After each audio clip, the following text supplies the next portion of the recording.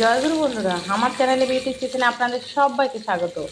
আজকে আমি ইলিশ মাছের মাথা দিয়ে গাঁটি কচুর তরকারি করব। এখানে দেখুন, ইলিশ মাছের মাথা আমি ভাজা করছি।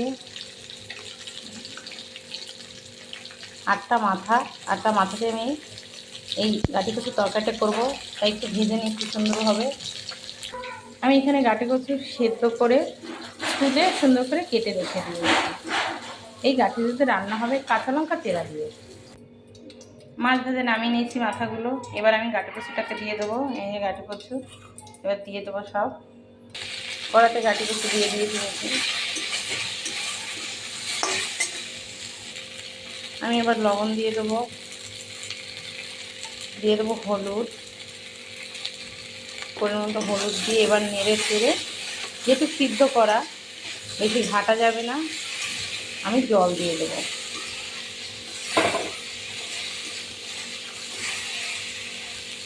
একটু ভাজা হলো, আমি এবার জল দিয়ে দেবো। আমি এবার তরকারিতে জল দিয়ে দিচ্ছি। নেড়ে চেড়ে, বেশি জল দেওয়া যাবে না, যেহেতু সিদ্ধ গাঁটি কচু তো কম জলে একটু জাল হলেই ফোড়ন দিতে হবে। এটাও কিন্তু এক ফোড়নে বসাতে নেই। গাঁটি কচুটা প্রথমে এভাবে ঝোলতে জাল দিয়ে তারপরে ফোড়ন দিলে টেস্ট হয় খেতে তরকারি। ঝোলে দেখুন কী সুন্দর জাল হচ্ছে। হামান দিচ্ছে কাঁচা লঙ্কাটাকে থেতো করেছি, তো এই কাঁচা লঙ্কা দিয়ে দেবো। এবার নেড়ে চেড়ে মাছের মাথাগুলো দিয়ে দেবো। আবার দিয়ে দেবো এবার মাছের মাথা।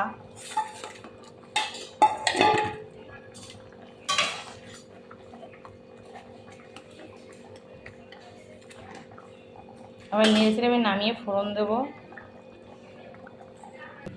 কড়া গরম হয়ে গেছে, এবার আমি তেল দিয়ে দেবো ফোড়নের জন্য। আমি দিয়ে দেবো তেজপাতা,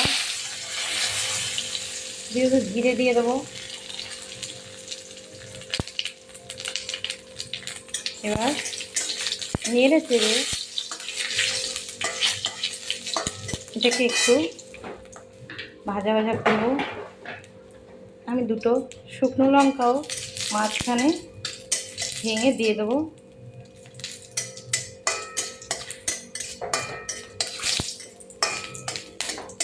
একটু লাল হবে। আমি এবার তরকারি দিয়ে দিচ্ছি।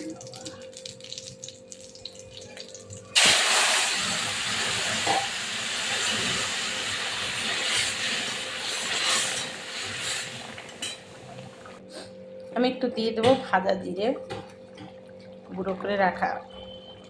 উপরে এভাবে একটু ছড়িয়ে দিলেই হবে, তাতে কি হয় ভাজা জিরে একটা সেন্ট আসে।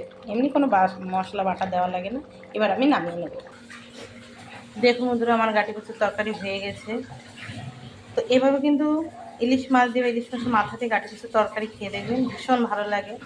তো আমার এই রেসিপিটা যদি ভালো লেগে থাকে তাহলে প্লিজ লাইক, শেয়ার, কমেন্ট করতে কিন্তু ভুল করবেন না। সাবস্ক্রাইবটা করে দেবেন। জয় গুরু।